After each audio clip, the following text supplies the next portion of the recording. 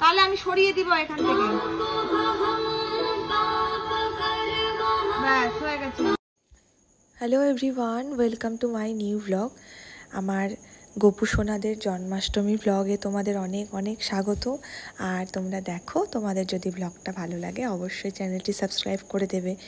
আর আমার মেয়ে খুব এক্সাইটেড, ওর ভাইদের বার্থডে বলে কথা, ভীষণ এক্সাইটেড। ওদের প্রত্যেকটা ভিডিওতে তোমরা দেখতে পাবে, ওরই গলা শুনতে পাবে।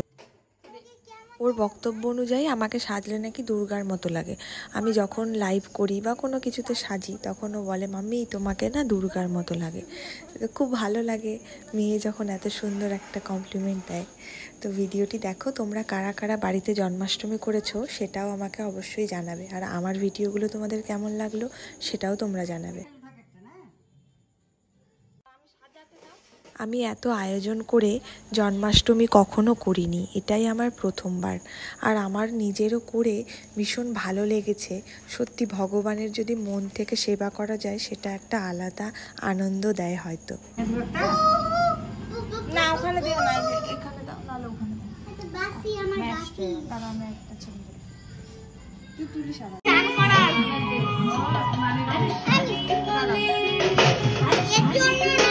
আচ্ছা, এটা আমি করাবো।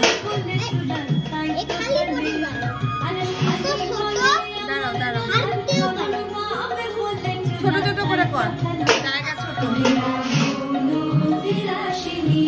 দাঁড়াও বাবা, দাঁড়াও, চান করাবো এখন। দেখো এটা যে শাওয়ার ড্রেস, দাঁড়া আরে একটু দাঁড়া,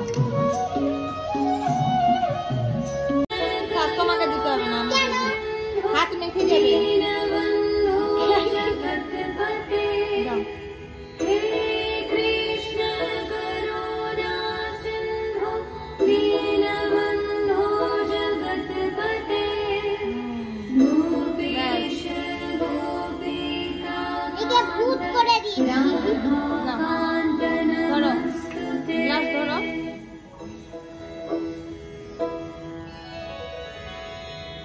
জয় জয় গোবিন্দ গোপাল গদাধর কৃষ্ণচন্দ্র হয়ে গেছে। ছোট ছোট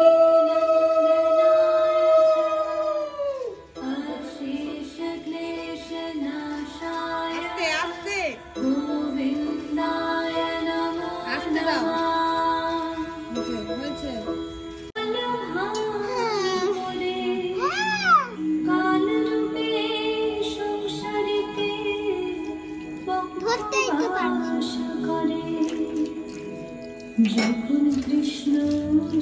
ব্যাস তুই ছেড়ে দে, হয়ে গেছে। এবার একটা একটা করে পড়াতে হবে। তুমি যাও, হাত ধো, যাও। আর হয়ে গেছে স্নান, জামা পরাবো, হাতটা ধুয়ে এসো।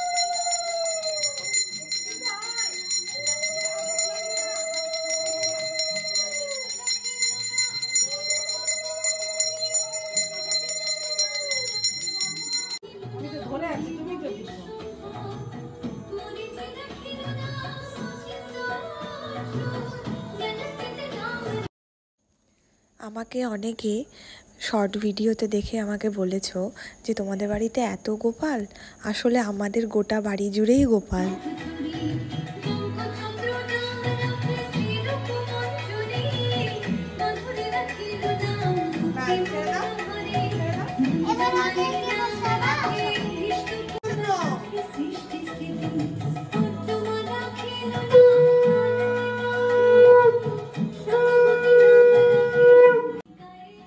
আমার জন্মাষ্টমীর ব্লগ তোমাদের কেমন লাগলো তোমরা কিন্তু অবশ্যই জানাবে। আমি সবটা নিজের হাতে করেছিলাম। আর তোমাদের ভালো লাগলে আমাকে অবশ্যই কিন্তু জানাবে সবাই কমেন্ট করে।